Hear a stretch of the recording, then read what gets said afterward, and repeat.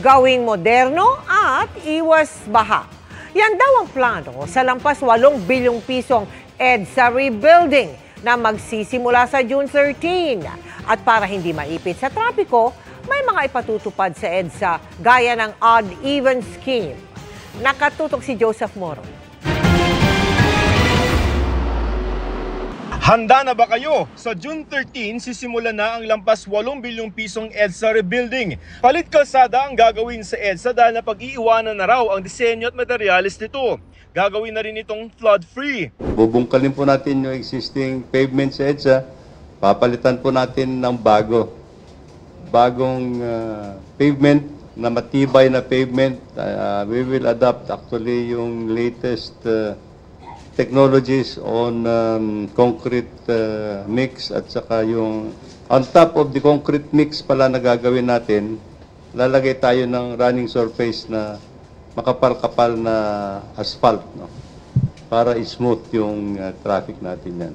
Unang babakbakin ng north at southbound lane ng EDSA Bus Carousel mula Pasay sa Maynila hanggang Guadalupe sa Makati. Maglalagay ng mga harang habang ginagawa ito, pero tuloy ang operasyon ng bus lane na ilalagay na sa ibang lane. Kaya pa rin itong magbaba at magsakay ng mga pasahero sa mga nakagawiang bus station.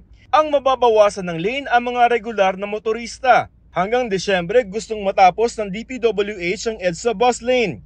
Kapag natapos na po yung inner lane, ibabalik na po ulit ang busway dun sa inner lane at susunod naman yung outer lane. Pero hindi muna gagalawin ng mga EDSA overpass at underpass. Magkakaroon muna ng 2 linggong paghahanda ng mga makinarya at materyales sa EDSA. Magkakos na yan ng traffic kasi may movement na dyan ng equipment, yung pag-a-adjust ng barriers at paglalagay ng barriers, meron ng obstruction yan. Halos kalahating milyong sasakyan ang dumaraan sa EDSA araw-araw. Para maiwasan ng Carmageddon, magpapatupad ng odd-even scheme sa EDSA. Simula June 16, magkakaroon ng 1 linggo na dry run ang MMDA para doon sa odd-even scheme na ipatutupad dito lamang sa EDSA habang nire-rebuild ito. Bukod pa ito doon sa meron tayo na number coding scheme. At ang sabi ng MMDA, NCAP na ang gagamitin nila na panghuli. Makasanayan muna. Or sisitahin namin pero hindi po kami mag-i-issue ng ticket. Sa June 23, sisimulan ang paninikit. Bawal sa Lunes, Miyerkules at Biyernes sa mga plate number na nagtatapos sa 1, 3, 5, 7 at 9. Ang mga plate number naman na nagtatapos sa 0, 2, 4, 6 at 8. Bawal sa EDSA sa Martes, Huwebes at Sabado. Walang odd-even scheme sa EDSA tuwing Linggo.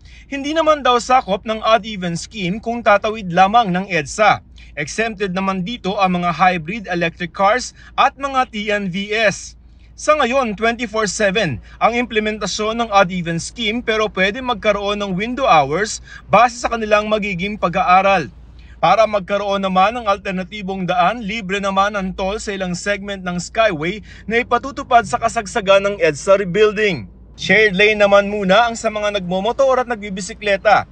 Ang ilan pa sa mga ipatutupad na pambawas traffic, magdaragdag ng 100 bus sa EDSA busway. Magdaragdag din ang tren sa MRT3. Titingnan kung pwede pa ulit i-extend ang operasyon nito. Bawal ang mga truck na mga perishable goods, aviation fuel at truck ng basura sa EDSA pero may window hours sila na 10 PM hanggang 5 AM. Ganoon din ang mga provincial buses. Para sa GMA Integrated News, Joseph Morong, Nakatutok 24 Oras.